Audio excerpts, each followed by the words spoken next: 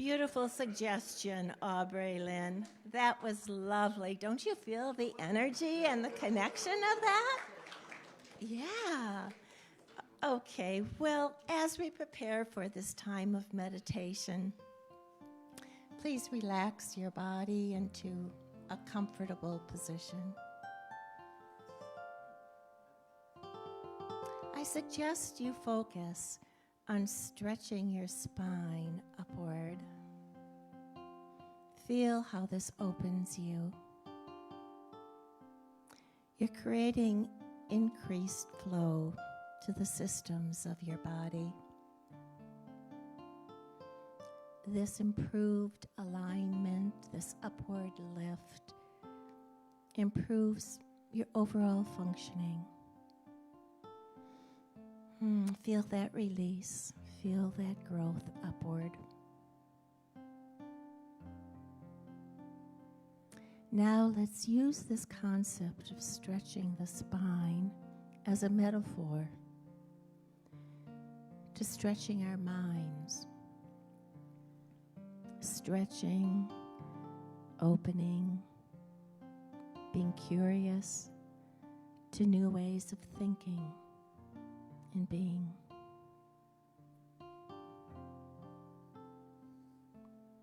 We stretch our mind to be receptive to Aubrey Lynn's message.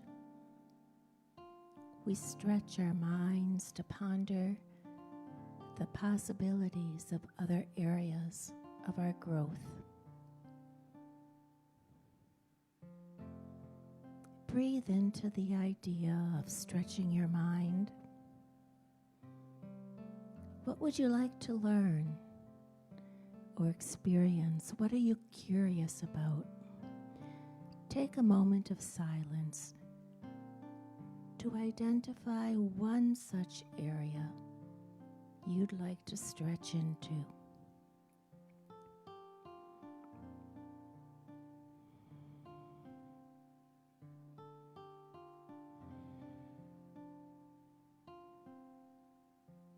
Now trust the powers of possibility thinking, of stretching the mind to envision this truth of growth for yourself. And as we open our eyes, we affirm, and so it is.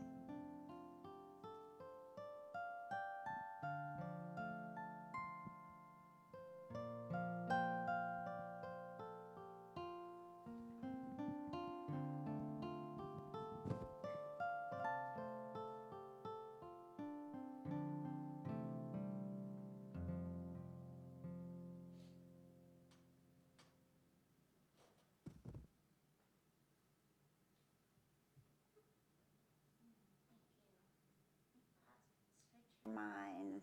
Doesn't it make you immediately put your shoulders back, and all of a sudden I became 6 feet tall? It was wonderful. Thank you so much. The Holy Art of Contemplation, Part 3. This is the last of the series on this. So for the past 2 weeks, I've spoken about this Art of Contemplation based on the book by Richard Rudd. And by the way, we do have 2 in the back if anyone would like to purchase one.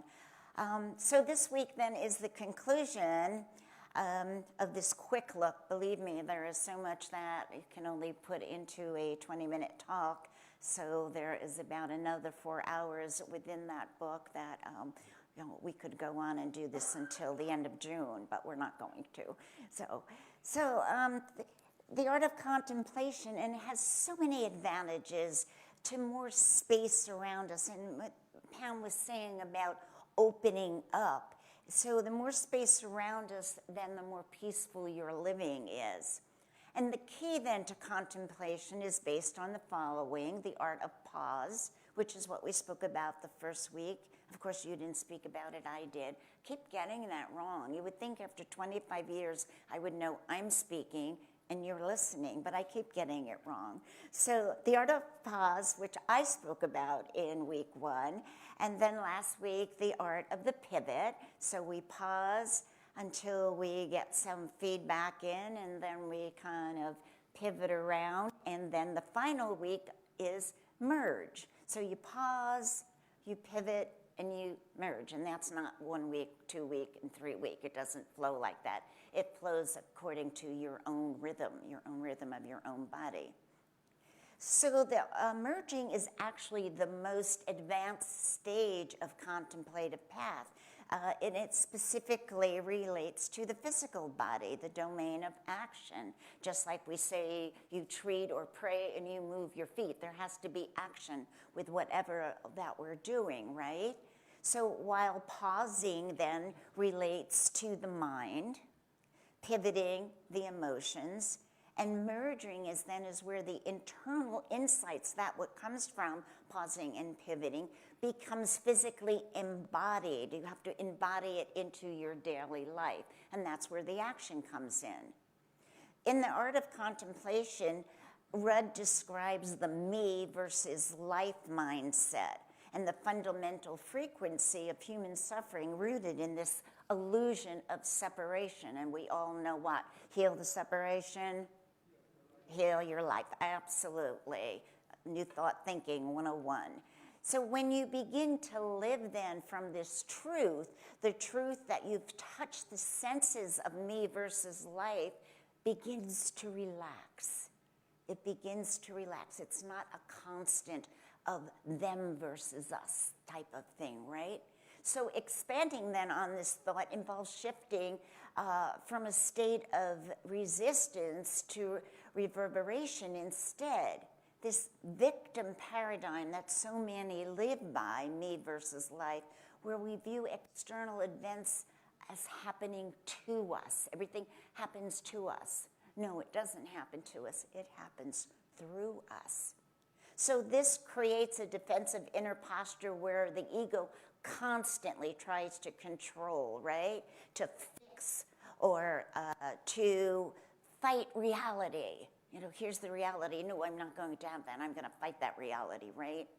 So to solve this conflict, I've already introduced the technique of pausing, right? By creating these small gaps in your life. Some of you now who are around me, all of a sudden you will hear my phone do that little harp sound, and even you now are starting to go, pause, and it's lovely, it really is. So we create these small gaps then in our day to interrupt the me versus life momentum, allowing you to move from reaction to reflection. And in the reflection is the pause. That's where the pause is, right? So instead, the stillness you found during the pause begins to move with you as you walk and interact with others. I know a few weeks ago I said you can actually take the challenge, you know, Pam said focus on that one thing. Well, take it for a walk. Take it for a walk with you.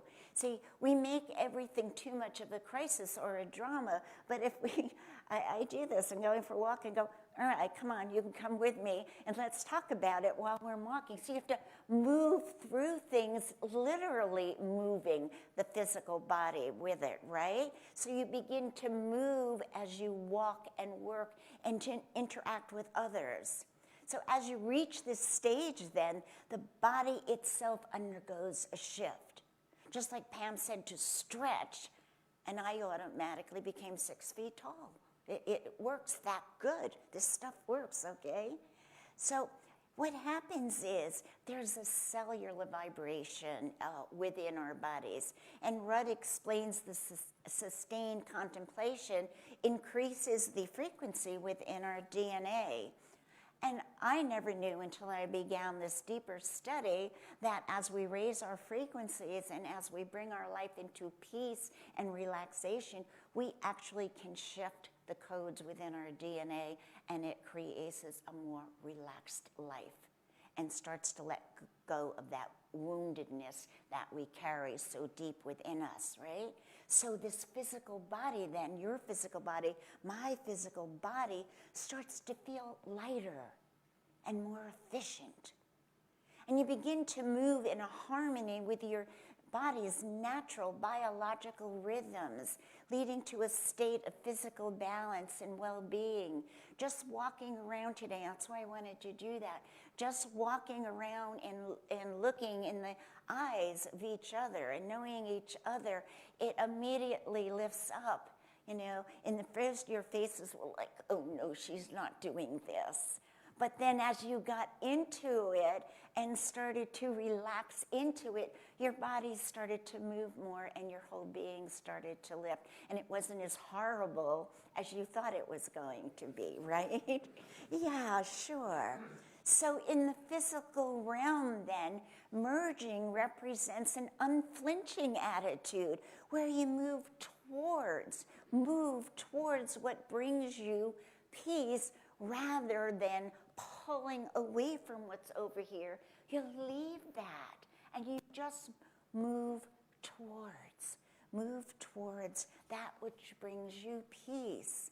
So instead of me versus life struggle, you physically relax into your circumstances, trusting and unfolding your destiny. It doesn't have to be constant crisis drama. It just doesn't have to be, right? So this leads then to an effortless action where you act without the usual physical tension and anxiety and guilt and doubt. They're all worthless emotions. I learned that in Science of Mind 101. They're all worthless emotions, right? So merging then is the threshold of mastery. Once you do that, pause, and you find out all the stuff that you finally think that you're in this contemplation about, and then you pivot around and say, okay, how do I move through this? And then merge into the newness. Walk into the newness and leave that stuff over there. I don't know how many of you remember when we did the third degree and the fourth degree, and we said, you know, we have to move. We have one step over here, but we're starting to move over here into getting fourth. And now most of us are actually moving in the fifth, because if we don't move into this fifth dimension, our world will not heal. So we are beginning to move, not us, but all of people, whether they go to a New Thought church or not, all of the people that are the light bearers are now beginning to move into this moving forward, into the peace, into the possibilities of infinite wisdom. And that's where we need to be, right? We're the threshold of mastery. It's a stage where you're no longer thinking about a higher frequency. You are living through this higher frequency in the physical form. And it's all energy. The higher your energy is, the higher you feel, the better you feel, the more relaxed you feel. You know that when your energy is down on the floor, you're like, oh my God, I gotta get off the couch, right? But then there's the birds flitting there, and you see them, and you see nature doing its thing, and you see life waking up, and then that immediately wakes you up because it's so beautiful, right? So Rudd often describes this as the body of being. We all want to become, and his theory is we already are. We don't have to become anything, because we already are. We're the beautiful spiritual beings. We are the beautiful sons and daughters of the one God, that's all. So this body of being then, where the awareness becomes the connective tissue between you and the world of form. And that connectedness, did you feel that today when you were singing to each other? That connectedness. And that's what the world is working towards right now. So as this artificial boundary then between us starts to dissolve, you begin to align with the universal forces and natural rhythms.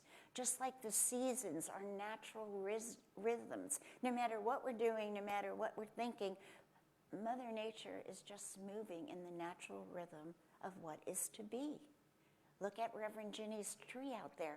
It has buds on it already. That is so exciting, right?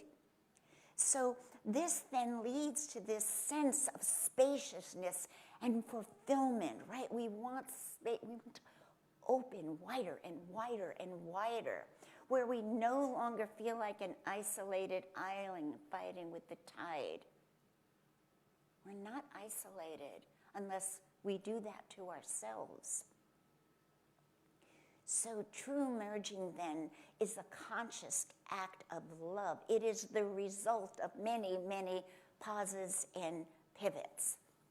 The pause, pivot, merge just emphasize nothing more than simple, repeatable, contemplative rhythms that you carry in your daily lives. It's not something new. It's not something just discovered. It's from antiquity, right? It's not a singular event, such as pivoting. It's a worldview that grows to our contemplation, becoming deeper and deeper and deeper. Actually, I think merging is the maturing of our soul, which then enters into everything we think, say, and do, right? Because the more we're aware and we take our physical body and bring it for a walk, bring that which is needing contemplation with us, that which is chaos and crisis over there, it is done. No matter what it is, I don't care if it's your mother, father, sister, brother, or the God that you grew up with that you were afraid of. You can leave that God over there too, because there's a beautiful universal all here, a universal love over here, and that's God also, okay? So to bring about this experience then, you must realize the experience of merging is the fruit of contemplation. Right? We talked about that last week. Contemplation is the tool. Contemplation is the tool, and then we have the fruit of that contemplation, the seed of the fruit then, right? There's always a seed. Something has to begin from something. What are they singing? What is it? She sings, nothing comes from nothing, nothing ever could. Yeah. So the seed of this fruit is the technique of pausing then. And then the flower, so we pause, we have the seed, and we pause. And then the flowering is the technique of pivoting, because now the flowering, the seed is doing something, right? And then the fruit, or the merge, comes from its own accord, falling from the tree when it's ready. That's what you have to hear. When it's ready. Things come in Hebrew, 3 days is in God's time. Right. But I love the timing. That's so cute. But right, in Hebrew, 3 days. So wait a minute. So I paused, and then I pivoted, and then I merged. I moved my physical body. Well, in God's time, not your time.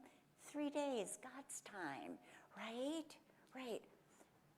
And one of the most important things that you need to know about merging is something that applies only to yourself, and that requires that you must let go of your own self-judgments and quit being so hard on yourself. Hey, I read a thing last night, a whole dissertation on being gentle with yourself, and and I had already written this, and one of the things in there was quit being so hard on yourself, which kind of made me laugh. So to experience merging, then we must become compassionate parents to ourselves. You can reparent. You don't like what was? Change it. Start being the parent that you wanted. Start being that parent to yourselves. And yet also letting go of judgments of others. That's where we get so hung up in all of this stuff. Emmett Fox actually said it better than I. He said, let us be merciful in our mental judgments of our brothers and sisters, for in truth we are all one. Right? Let us be merciful of our mental judgments of our brothers and sisters, for in truth we are all one. And then Rudd brings firmness and fairness and gentleness and friendship and generosity, all a part of this gift of merging then, right? So we must have balance of firmness. So firmness then, the discipline to remain in a contemplative state, I can get that out, even during challenges, right? And then we must have fairness. And can you start being fair to yourself? Oh, it's windy out there. Be fair to yourself. So in fairness, seeing yourself and others as image bearers. As I move forward, I am the image of what I see. I see goodness and I bring goodness. I see goodness and goodness comes back to me. I am the bearer of. Be the bearer of goodness, of gentleness, of fairness, right? Fairness, image bearers, deserving the honor and who and what we are, regardless of our flaws. And we all have flaws, even me. Oh my God. I know, I have to be honest. You know, we all have flaws. We all have something that happened. We were talking about it in the class yesterday. We all have something that happened when we were 21 and 35 and 40 that we don't want any of you to know. And you know what? We don't have to tell any of you that stuff either. Right? Because that's part of our evolution of growing into who we are right now. Every single thing that I've done in my life brought me to right here in this moment. So unless I had to do all those things to get here, right?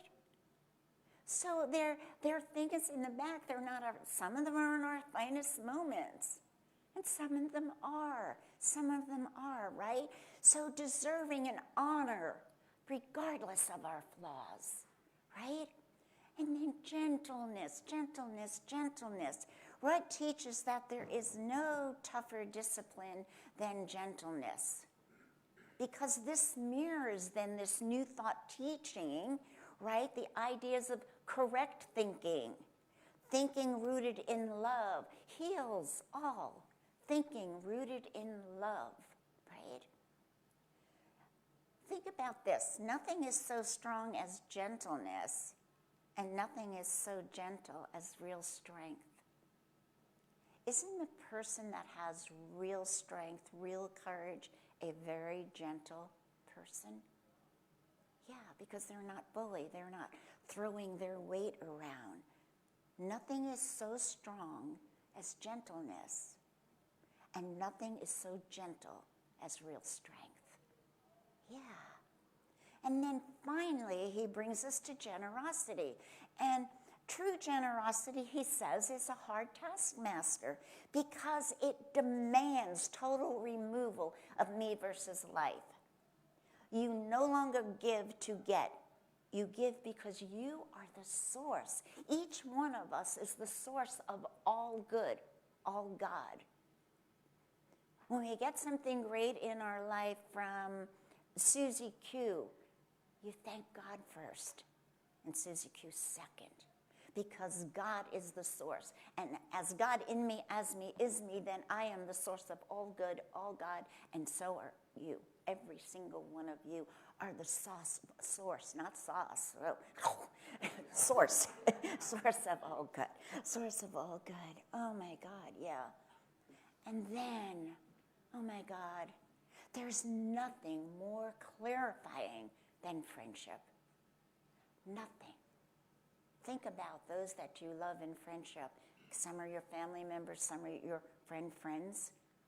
Here, I could say I have no family, but that would not be the truth, because between here and where I live, I am surrounded by family. So friendship is the ultimate mirror. Ultimate mirror. In merging, you see the Christ. And that's what we were doing this morning. You were seeing the Christ in every person. And that's what we need to be doing. We need to see that Christ in every person. Whether it's Mother Teresa down with the lepers and dirty and sick people, and she saw the Christ in every person. She didn't see dirt. She didn't see disease. And we not being we humanity, see a beggar and we kind of want to walk like this and get away. Nah, give that beggar $1. Who cares what they do? It's their business. But don't walk away. Unless you can walk away and not be bothered by it. But if you walk away and say, I could have, should have, would have, go back and do it. Go back and do it, right? And then the tragic mistake from some of our religious upbringing is to assume that the will of God is a hard task maker. Not true. The truth is that the will of God for us always means greater freedom for us, right? So to reach and experience merging, we must become, again, a compassionate parent to ourselves. We have to dismantle this inner critic, the one that goes on and on and on and on. If I only did, if I only thought, if I didn't say that, I should have, would have, could have, then this would have been that. Any of you do that ever? Right? Yeah, right? That inner critic. And this requires adopting the role of a compassionate parent to one's own soul. How many of you ever thought about parenting yourself? Right? It's a whole new concept in my mind. Yeah, and I like this parent better. So what about you? Think about that. Myrtle Fillmore, often called the mother of unity, wrote extensively about treating one's own body and soul with the same tenderness that you would show a child. So we must let go of self-judgment, constant self-criticism. It saps the spirit, vitality, and it closes our heart to the grace of God. See, the grace of God is always there for us, but if we close down, it does not come in. So merging then requires humbling act of surrender. When you stop trying to run your life through harsh effort instead of joining the other team, let's join a new team. How about the team of divine grace? Want to join that team with me? Let's do that this week. Let's join this team of divine grace. Merging with God's grace, Rudd's stage of merging is practical application just of the oneness. It's all love, God, one, the universal one, the universal all. It's all that.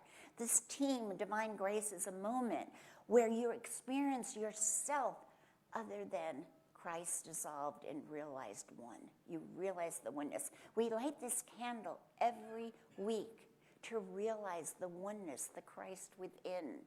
Every week. The Christ within, not out there.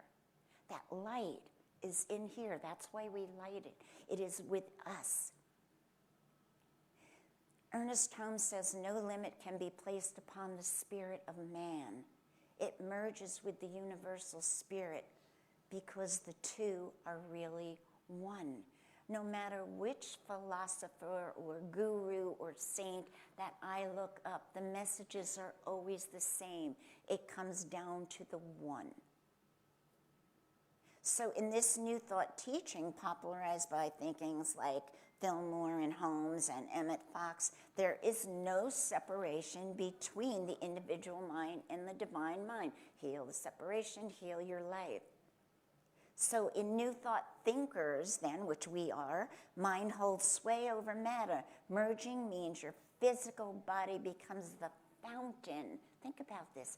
Your physical body becomes the fountain of divine presence, where your actions then are never alone, and you are never alone, but are God-maintained and God-sustained. So as you're moving through this journey called life, God is there maintaining everything you're doing, and God is sustaining you. You know, we often think of a spiritual growth as a mountain to climb, but perhaps it's more like a child learning to walk, right? A child learning to walk. How many times do they fall down and then crawl on something to get up, or we pick them up and they start again?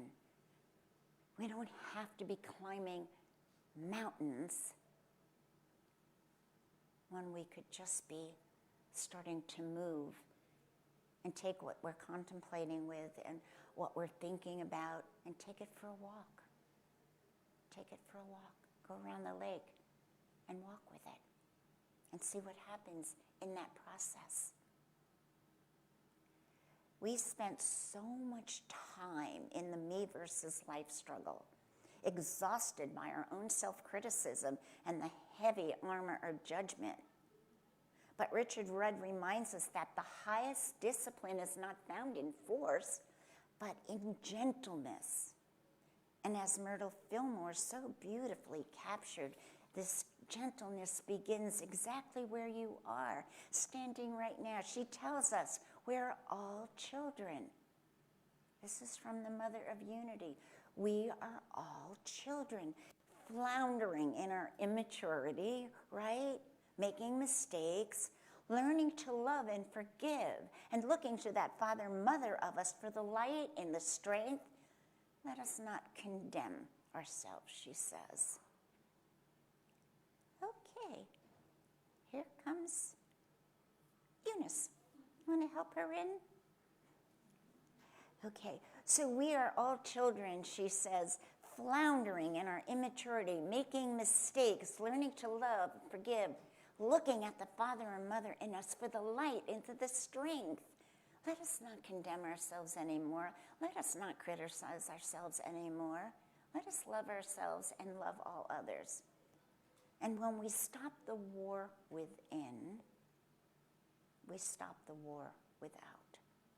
We finally merge with the divine. We realize that the Father and Mother isn't a distant judge, but very life-forcing, breathing through our lungs and moving through our hands. So as I leave you today, I invite you to take up the hardest taskmaster of all, generosity towards your own soul. Be a compassionate parent of yourself. Let the me versus life dissolve into God as my life. Because when we quit being so hard on ourselves, we finally become soft enough to allow the divine to flow through us. And thank you.